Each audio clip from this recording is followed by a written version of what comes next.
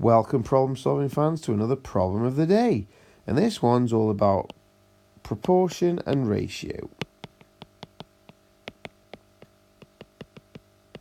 So for every £1 coin Brooke has, she has 3 5p coins. Brooke has 5 £1 coins. How much money does Brooke have? Well, there's a couple of ways we could do this. First of all, we could draw some coins out. So every time she has a £1 coin, she's got 3 5p coins. So 5, 5, 5. So for every £1 coin, she's got 3 5p coins. Well, she's got 5 £1 coins. So this means she's got 5 £1 coins, like so. There's 5 £1 coins. But don't forget, every time she has a £1 coin, she needs 3 5p coins. So we'd have 3 5p coins for that £1, another 3 for that £1, another 3 for that £1, and another 3 for the final £1. So how much money does Brooke have altogether?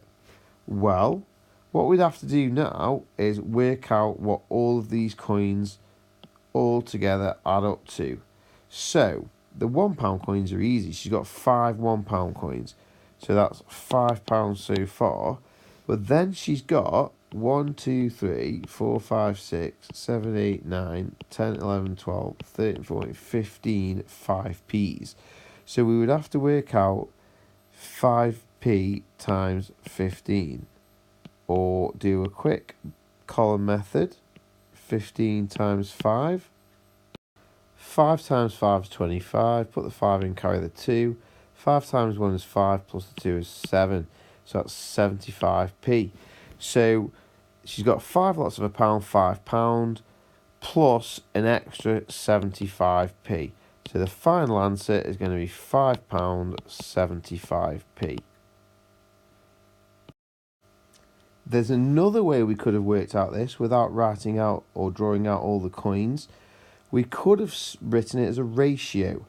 So every time we have one £1 coin, we've got 3 5p coins.